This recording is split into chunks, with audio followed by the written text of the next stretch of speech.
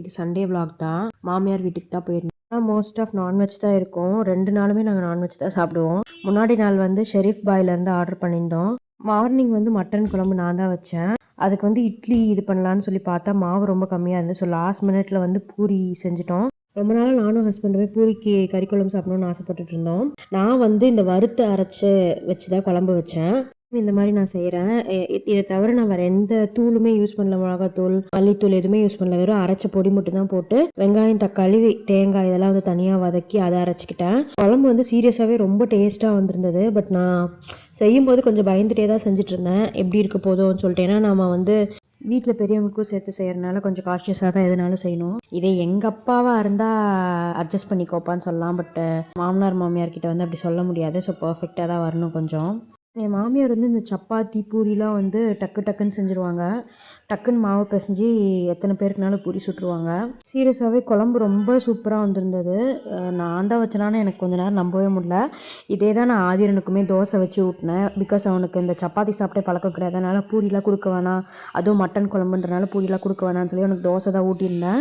எங்களுக்கு வந்து செம்ம டேஸ்ட்டாக இருந்தது. மார்னிங்கே செம்ம ஹெவியாக சாப்பிட்டோம் எல்லாருமே, 4-5 பூரின்னு சொல்லி. என் இன்லாஸ் ஃபேமிலி வந்து சென்னையிலே இருந்ததுனால அவங்களுக்கு அதிகமாக இந்த கடல் மீன் தான் பிடிக்கும். ரொம்ப நாளாக கடல் மீன் கேட்டு வச்சுட்டு இந்த வாரம் கடல் மீன் வந்திருந்தனால ஷீலா மீன் தான் வாங்கியிருந்தாங்க. சைடில் வந்து நான் மட்டன் பிரியாணி செஞ்சுட்டு இருந்தேன். இங்கே கொஞ்சம் செஞ்சுட்டு எங்கள் வீட்டுக்கு கொஞ்சம் எடுத்துகிட்டு போகலான்னு சொல்லிட்டு.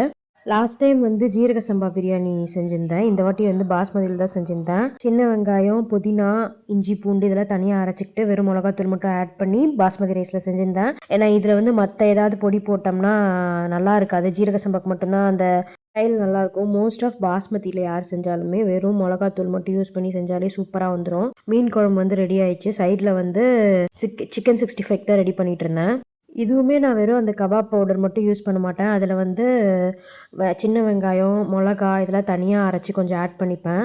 கூட கொஞ்சம் மைதா ஆட் பண்ணிப்பேன். வெறும் சிக்கன் 65 மசாலா மட்டுமே ஆட் பண்ணிங்கன்னா அது ஒரு மாதிரி டிஃப்ரெண்ட்டாக இருக்கும். பட் இந்த மாதிரி நீங்கள் இன்க்ரீடியன்ஸ் அரைச்சி சேர்த்து ஆட் பண்ணிங்கன்னா டேஸ்ட்டே வேறு மாதிரி இருக்கும். நான் இவ்வளோ சமையலை பற்றி சொல்கிறேன்னா, இவ்வளோ டிப்ஸ் சொல்கிறேன்னான்னு எனக்கே கொஞ்சம் ஆச்சரியமாக தான் இருக்குது. எங்கள் அம்மா வந்து சூப்பராக சமைப்பாங்க. பட் லார்ஜ் குவான்டிட்டியில் போகும்போது நல்லா செய்ய தெரியாதுன்னு அவங்களே சொல்லிப்பாங்க. அவங்க ட்ரையும் பண்ணதில்லை.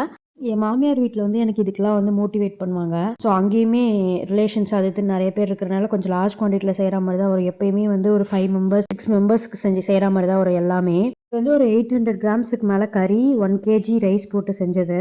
ஃபஸ்ட்டு தம் உடைக்கும் போது நல்லா உதிரியாக இருந்தது. நான் இதில் ஒரு தப்பு பண்ணிட்டேன். இதை அப்படியே ஒரு குண்டானில் ட்ரான்ஸ்ஃபர் பண்ணியிருக்கணும். நான் கிளறி வைக்கக்கூடாது. அது எனக்கு தெரியல. அப்புறமா தான் மாமியார் சொன்னாங்க. அதான் செமையாக சாப்பிட்டோம். Thank you for